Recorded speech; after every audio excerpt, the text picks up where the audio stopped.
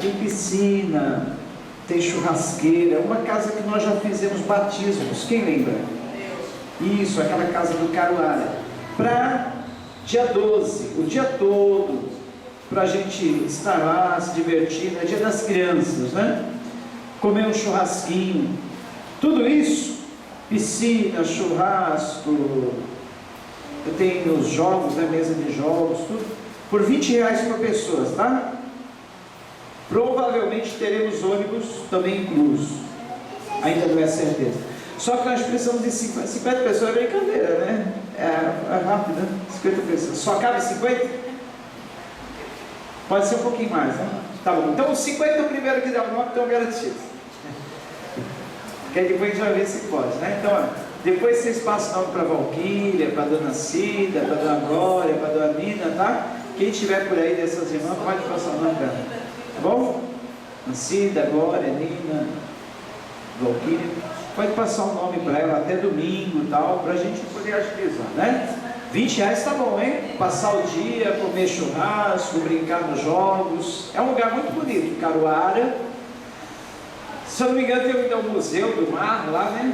Museu do Mar, muito bonito, né? Um monte de coisa legal. Tem uma praia boa lá perto. Não praia, é um porto, né? O portinho que chama, né? Conhece lá, Roberto, Caruara? É bonito.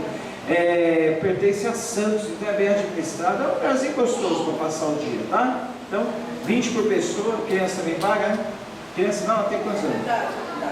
Criança até 12 anos metade? Até 12 anos metade, tá bom?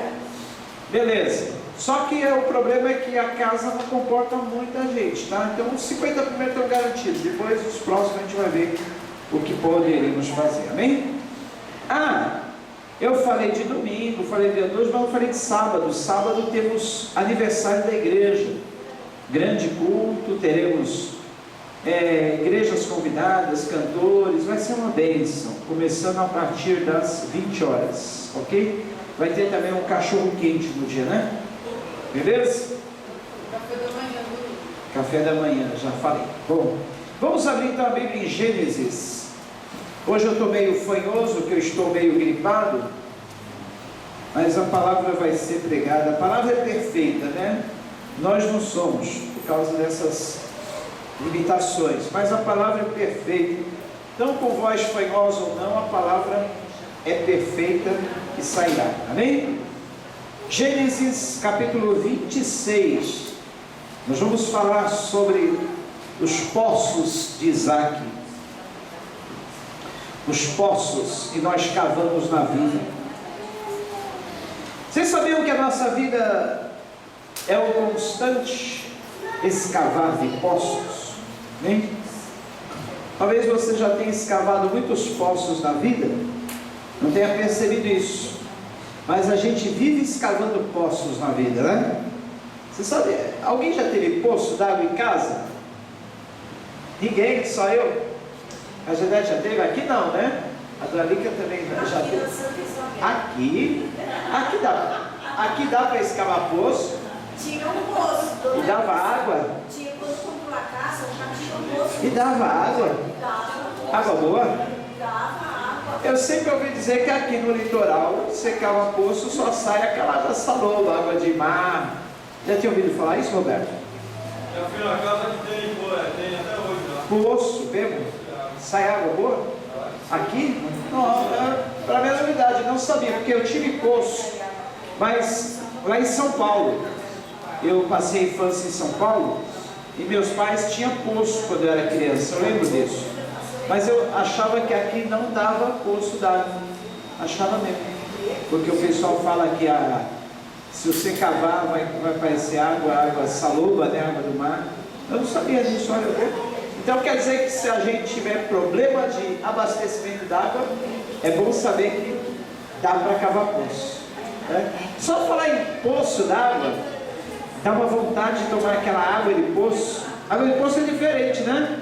Água de poço é geladinha, ela tem um sabor diferente. Aí já me deu água na boca, só de pensar na água de poço. Vocês imaginam como água de poço é bom, viu?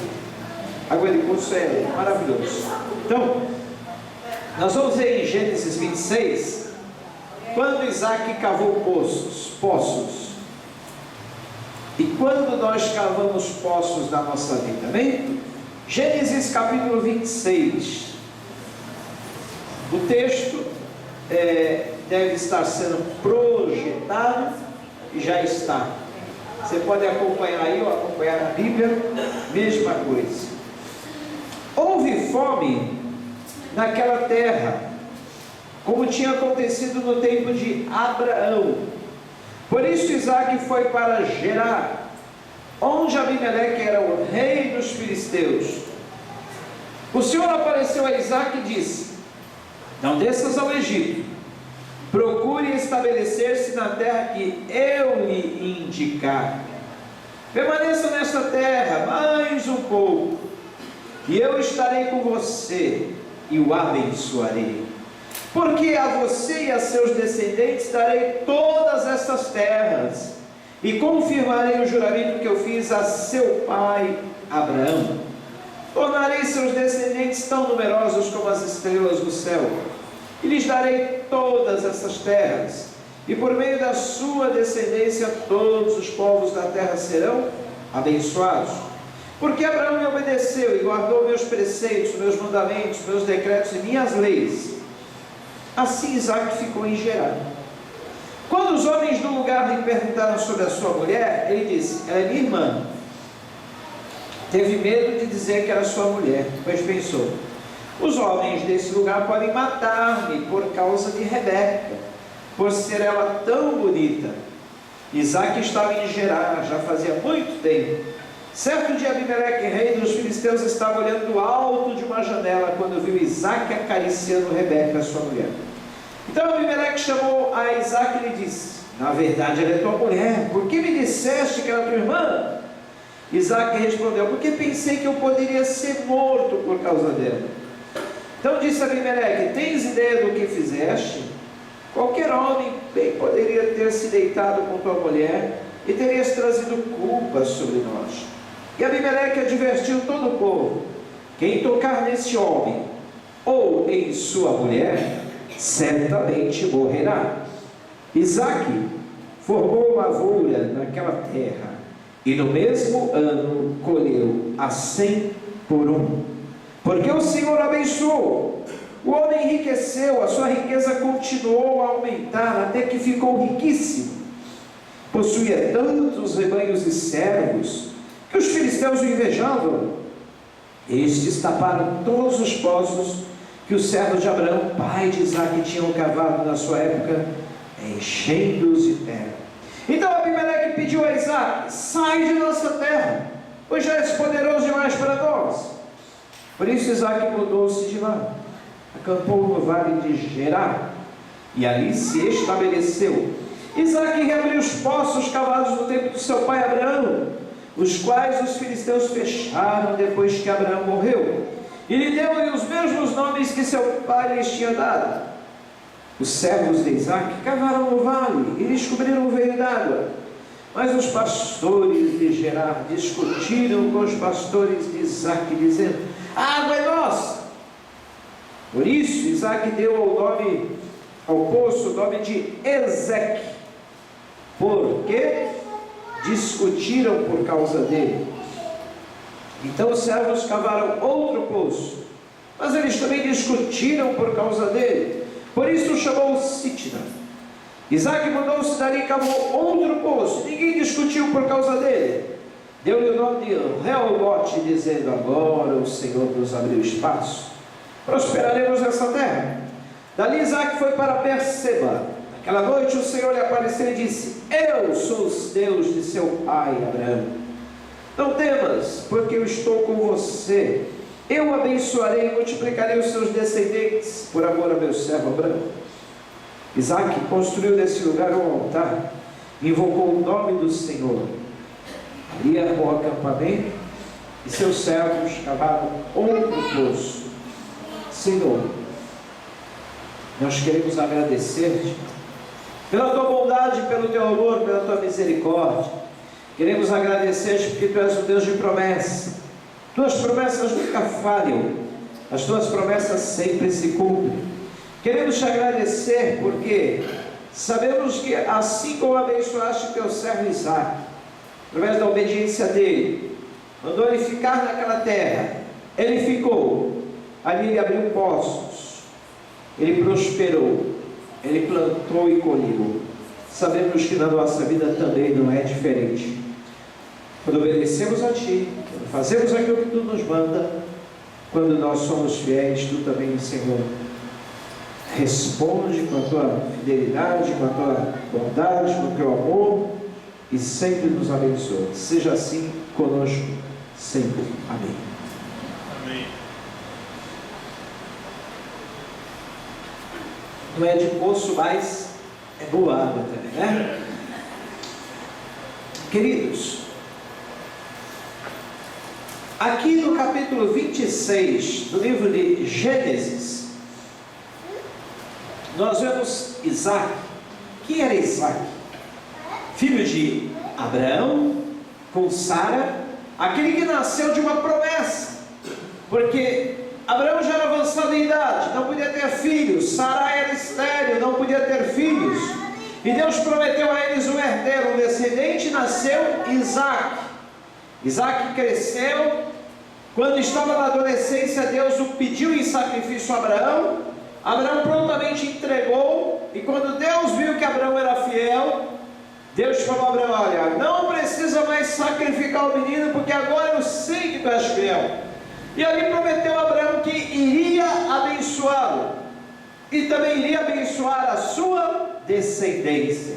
Queridos, uma coisa é certa: quando nós temos as promessas de Deus na nossa vida, aconteça o que acontecer, nós somos abençoados, e ninguém pode dizer que não, ninguém pode decretar o contrário. Se Deus prometeu que vai te abençoar, Ele vai, mesmo em terra seca, mesmo que não haja recurso, mesmo em tempo de crise. Temos ouvido muito falar de crise esses dias, né? Crise, crise, crise, o país está em crise. Mas quem está em Cristo não está em crise, está em Cristo, está na bênção, está na vitória, está nas promessas de Deus, amém? Então não importa se o país está vivendo em crise, não importa se há crise da economia, não importa se há crise mundial, não importa se haja falta de abastecimento, não importa se haja falta de energia, não importa se haja falta de água, não importa. Isaque estava experimentando o problema da escassez, fome. O versículo 1 do capítulo 26 começa a dizer: houve fome naquela terra, como tinha acontecido no tempo de Abraão. Ora, na terra que Isaque estava vivendo teve fome. Aquela situação de seu pai também já tinha passado. Queridos, crises, falta de abastecimento, falta de recursos, não é de agora, sempre existiu desde que o mundo é mundo. Desde que as pessoas existem e o pecado entrou no mundo, sempre houve crise, sempre houve falta de abastecimento, sempre houve problema com fome. É claro que agora nos últimos dias a tendência é se agravar, mas sempre houve problema. E Isaque estava morando numa terra que tinha fome, e como é natural, ele pensou: bom, já que aqui eu tenho fome, deixa eu ir para um lugar onde eu possa plantar e colher. E ele foi para um lugar chamado Gerar. Mas o lugar chamado Gerar não era aquele paraíso esperado, não era um lugar que a pessoa podia olhar assim e dizer: bom, aqui vai dar certo, aqui eu vou plantar e colher. Mas era o lugar que Deus tinha para Isaque. Sabe qual? Aos olhos humanos, qual era o lugar de maior recurso naqueles dias? Egito. Egito era a potência mundial. O Egito sempre foi abastecido por água. Sabe por quê? O Egito, nós temos ali, se nós olharmos o mapa das terras antigas, o Egito tinha alguns rios. O Nilo, por exemplo, o Nilo cortava o Egito. E o fato de um país ser cortado por um rio, ter fontes de águas, garante suprimento, Porque tudo que nós comemos depende da água, não é verdade? Se nós comemos vegetais, os vegetais não precisam da água para brotar, para crescer, enfim, para desenvolver-se? Sim. E se nós nos alimentarmos de animais, os animais também não precisam de água? Então, o problema da água gera o problema da fome. Uma coisa está ligada com a outra. Eu fico pensando, se faltar água no nosso Brasil, país de muitos rios, cachoeiras, escapas, mas suponhamos que falte água. Será que o problema da água pode gerar outros problemas? Sim, quais problemas que a falta d'água pode gerar? A falta de alimentos, como nós falamos. Pode gerar nos dias atuais também a falta de energia elétrica, luz.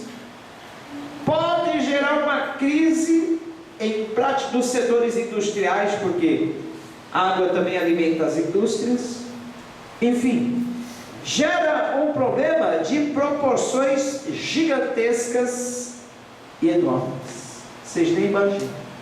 Por isso, água sempre foi um dos problemas principais da humanidade.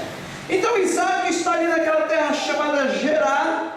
O Senhor aparece a ele lhe diz: olha, Isaac, não desças ao Egito, procure estabelecer-se na terra que eu lhe indicar.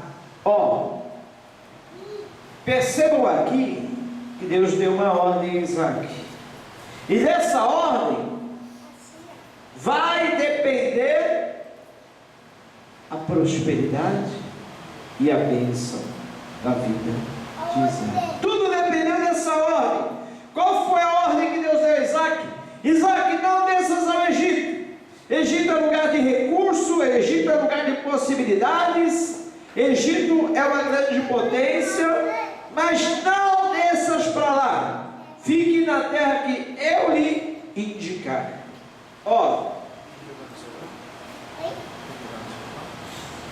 O Senhor tem interesse em nos abençoar? Sim, é claro que o Senhor tem interesse em nos abençoar. E para nos abençoar, Ele dá orientações. Ele fala assim: não vai para cá, não vai para ali, olha, fique nesse lugar, não volte para trás, ali na frente tem um perigo, fica aqui. E Deus deu uma ordem para Isaac. A ordem era clara: não desças ao Egito. O que significa Egito mesmo, quando a gente vê na Bíblia? Egito é o mundo. Egito é o lugar da perdição. Egito é lugar de recursos?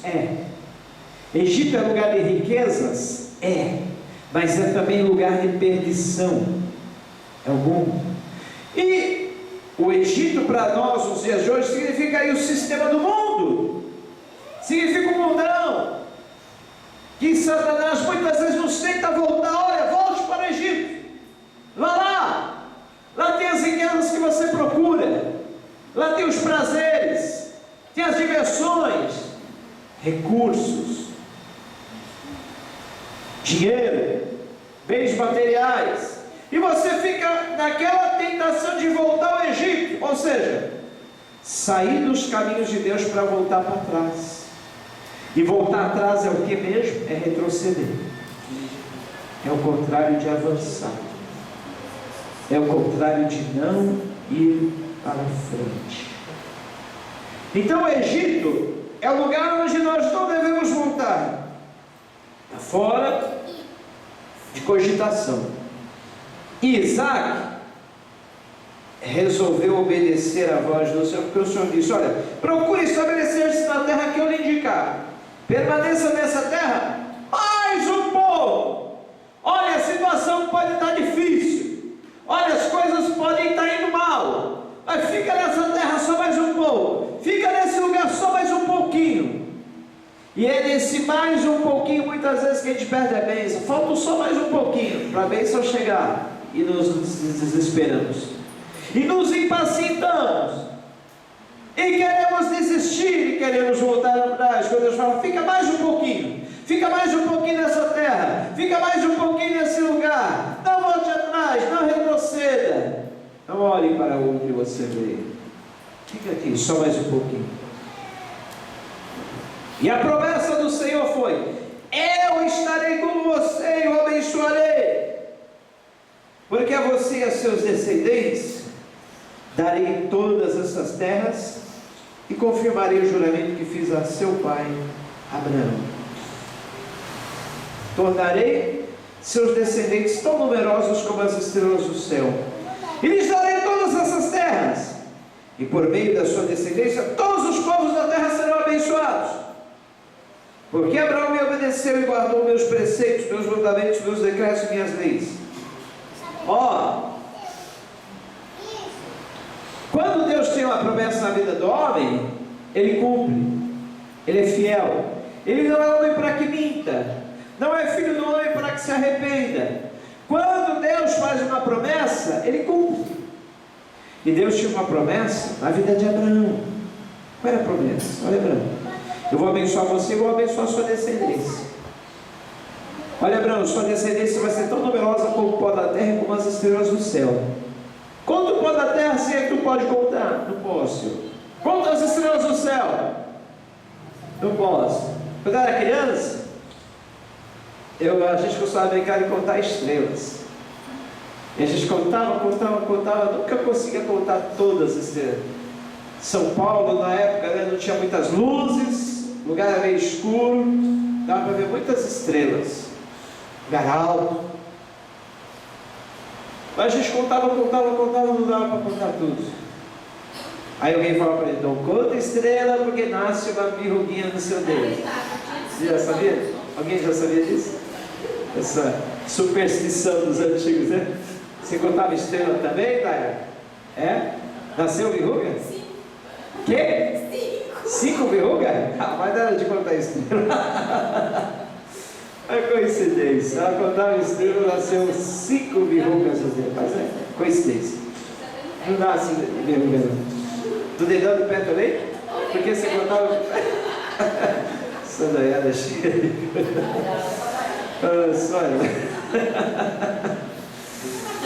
Acho que tanto ela acreditar nessas histórias, de tanto acreditar nessas histórias, que ela. É a fé. Já tem a fé. Bom. Mas eu lembro que eu contava estrelas e nunca chegava ao fim, nunca tinha uma. Cada vez que a gente contava, mais aparecia estrela, porque as estrelas, elas não são em número infinito, mas nós não conseguimos contá-las todas, porque elas são numerosíssimas, tão numerosas que parecem infinito. Estrela é como pó. Se você soubesse as galáxias que tem esse universo, não sei se você já viu aquela foto, assim, um monte de estrelas junto, parece um monte de poeira. É isso. As estrelas são enormes, imensas, e elas são tão numerosas quanto poeira. Imagina o tamanho do universo.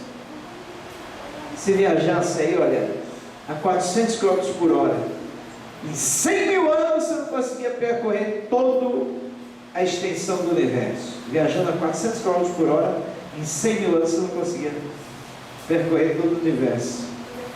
E pensar que Deus é maior que tudo, hein? Que Deus criou o universo. Imagine a grandeza do nosso Deus. Aí, Deus falou: olha, Abraão, Deus prometeu a Abraão: vou te abençoar, Abraão, sua descendência é mais numerosa que as estrelas do céu. E a estrela. Não queria dar.